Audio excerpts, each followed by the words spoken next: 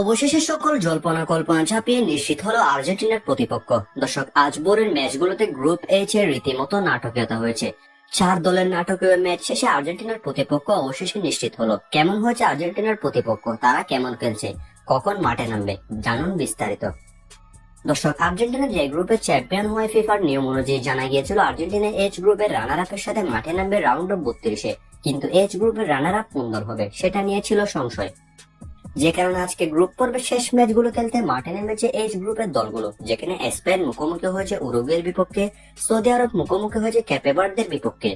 এই ম্যাচে স্পেন উরুগুয়ের বিপক্ষে 1-0 জয় পেয়েছে, যে কারণে উরুগুয়ে সরাসরি বিশ্বকাপ থেকে বাদ পড়ে গেছে। আমরা যদি এইচ গ্রুপ লক্ষ্য করি, বর্তমানে 1 নম্বরে রয়েছে স্পেন, তাদের পয়েন্ট 7, অর্থাৎ স্পেন আর্জেন্টিনার প্রতিপক্ষ হচ্ছে না।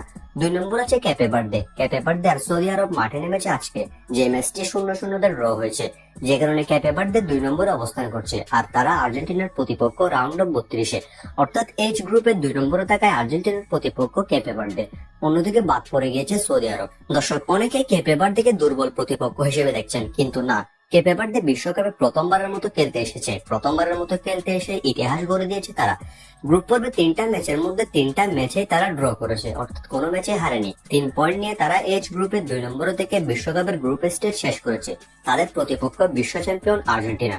বিশেষ করে তাদের গোলরক্ষক এবং ডিফেন্ডাররা রয়েছেন দুর্দান্ত ফর্মে, এবং পুরো ফুটবল বিশ্ব জুড়ে ফুটবল প্রেমীদের প্রশংসা করেছে ক্যাপে ভার্দে। রাউন্ড অফ 32-তে, অর্থাৎ রাউন্ড অফ 32-এ নকআউট পর্বে আর্জেন্টিনার মুখোমুখি হচ্ছে ক্যাপে ভার্দে।